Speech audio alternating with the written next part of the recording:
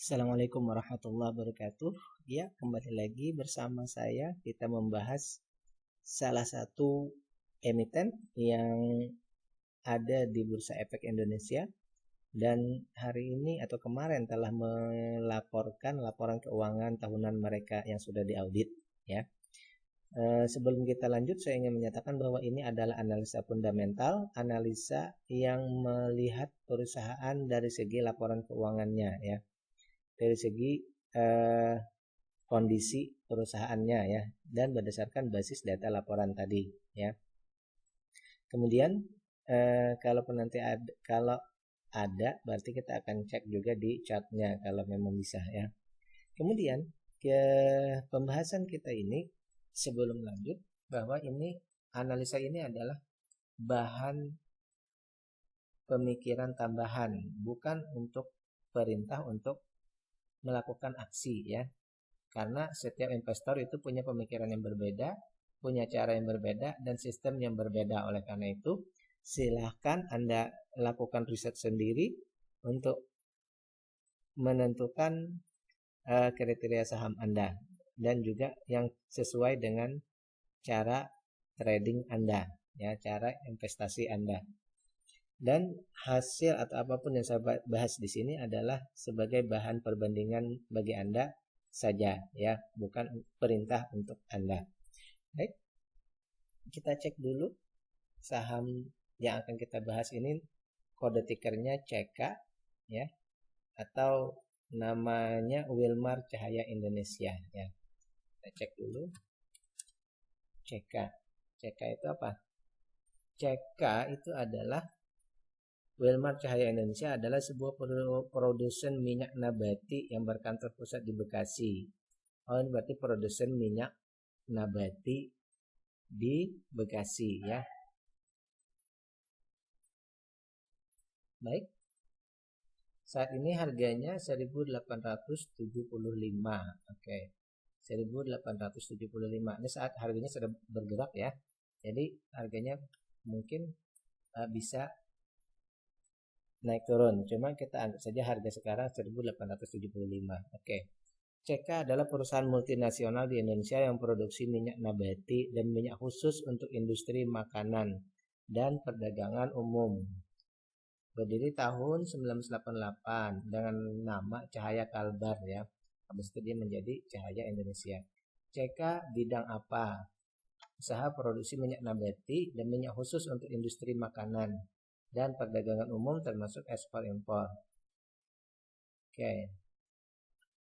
Apakah CK produk lokal? CK merupakan produk lokal, brand lokal import berkualitas yang menghadirkan produk dari bahan kroko premium. CK dirancang tahan lama, berguna, dan modis. Oke. Sedikit naik ke atas, Wilmar itu memproduksi apa aja?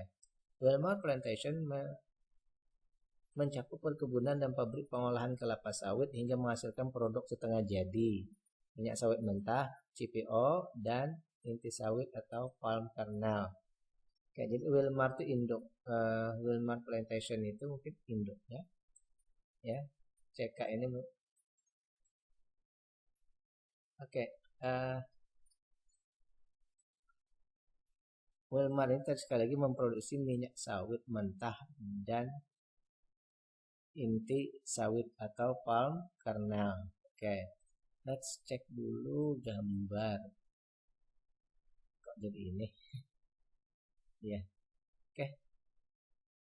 1.875.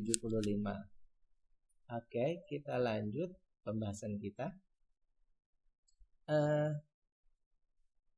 CK kemarin sudah mengeluarkan laporannya, dan data yang kita dapat dari laporan tersebut adalah yang terpampang berikut. Kalau kita mau membeli saham ini, berarti kita harus menyiapkan Rp187.500 untuk membeli satu lot, ya. Jadi untuk minimal satu lot itu menyediakan Rp187.500. Sekarang kita ingin melihat perusahaan ini apakah dihargai sudah tinggi atau masih rendah, ya. Saat ini perusahaan ini dihargai oleh investor itu masih di bawah harga wajarnya. Harga wajarnya itu atau harga dasarnya adalah 2.760. Sementara investor menghargainya masih di bawah, yaitu 1.875. Artinya perusahaan ini ada ruang untuk bertumbuh ya. Ada ruang untuk bertumbuh. Ada ruang bertumbuh. Oke. Itu yang pertama.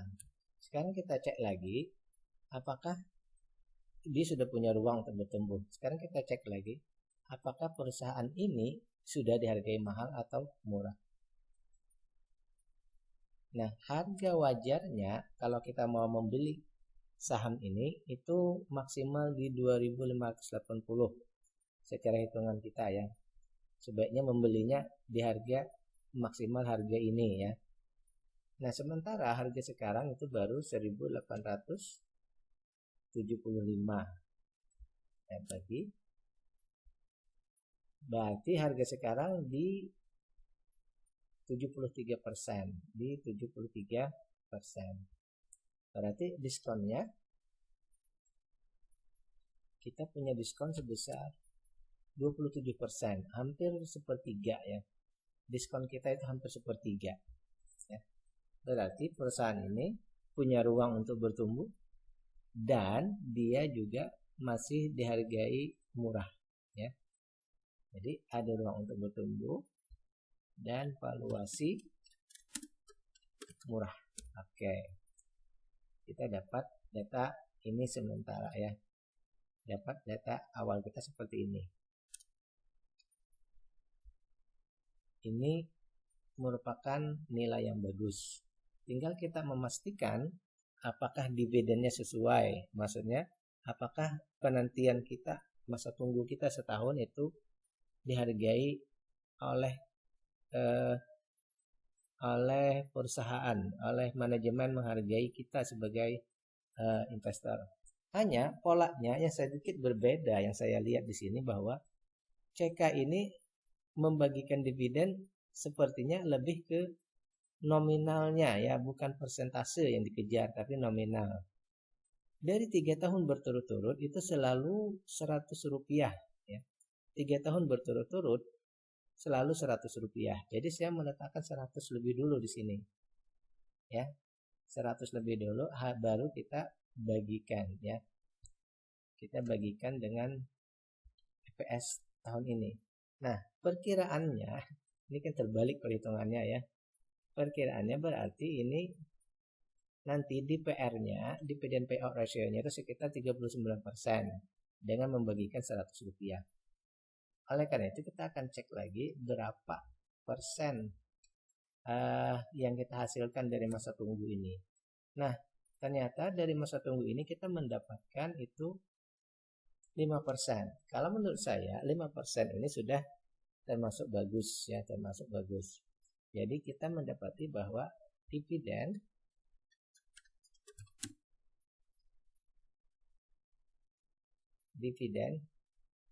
saya tulis besar saja ya. Dividen sudah termasuk besar ya. Ada ruang untuk bertumbuh, valuasinya murah, dividen besar. Tapi nanti kita lihat juga pada saat ROPS, apakah ROPS itu nanti masih mempertahankan dividen angka atau nanti berubah menjadi persentase ya. Dan seperti yang saya lihat bahwa Rp258 ini adalah pencapaian tertinggi dalam 4 tahun terakhir ya. Jadi penghasilan tertinggi dalam 4 tahun terakhir. Kita lanjut sekarang. Dari segi hutang perusahaan, perusahaan ini punya hutang. Untuk hutang berbunga tidak ada, yang ada itu adalah tanggungan-tanggungan saja. Oleh karena itu kita tambahkan lagi di sini hutang aman. Ya. Terakhir, kita juga akan melihat dari segi kepemilikan. Pengendali ini kalau kita lihat seperti sepintas ini gabungan pengendali itu jadinya sekitar 87%. Walaupun nanti dipecah-pecah ya. Memang ada pengendali utama, ada pengendali yang bukan utama. Oleh karena itu kita lihat di sini berarti pengendali, saya cek aja. Pengendali bukan masyarakat. Ini aman berarti ya, pengendali bukan masyarakat. Aman. Hanya saja satu hal saja di sini, dari semua yang bagus-bagus ini hanya satu yang jadi sorotan kita, yaitu bahwa semua saham yang dimiliki oleh CK ini semuanya berbentuk non warkat, artinya semuanya berada di KSEI. Berarti semuanya berbentuk digital, bisa ditradingkan ya. Suatu waktu pemiliknya bisa saja menjual sesegera-nya ya. Jadi pengendali bisa trading. Tapi kalau selama perusahaannya baik-baik saja, apalagi menurut laporan keuangan ini hasilnya sangat bagus, saya kira tidak ada permasalahan, tidak mungkin pengendali ikut atau melakukan transaksi ya. Oleh karena itu, kalau menurut saya pribadi, bahwa berdasarkan data-data yang kita temui di sini,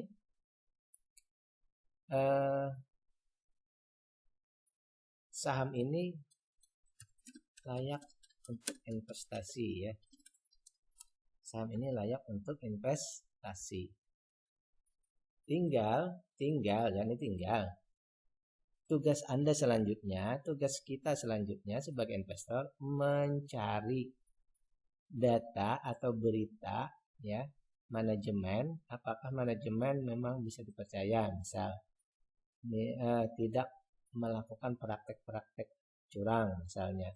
Kalau semua data itu ternyata kita cek di internet atau dari sumber yang kita tahu ternyata mereka bersih, berarti semakin klop sudah analisa kita. Tinggal kita menentukan apakah bisa atau tidaknya ya. Coba kita cek lagi ya. Kita cek di IDN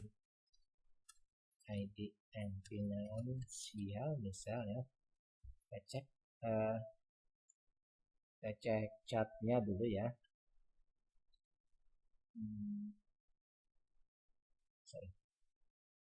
Cek chartnya, cek chart perusahaannya, kita cek chartnya dulu seperti apa pergerakannya all year. Nah, ini selama berapa tahun ya, ini harganya berputar masih seputar sini ya.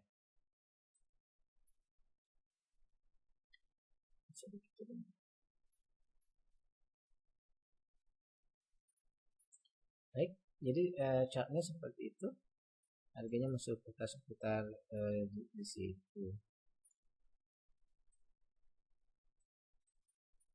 Nah, kita coba dari misal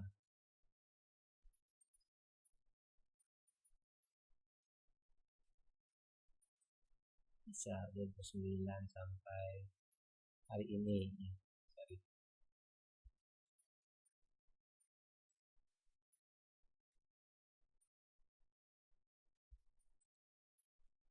Misal 2000 ya. So, baca tulisan. Baik, kalau menurut saya secara perhitungan diskonnya ada hampir 30%, dividennya 5%, perusahaannya fundamentalnya bagus, ini layak untuk investasi ya.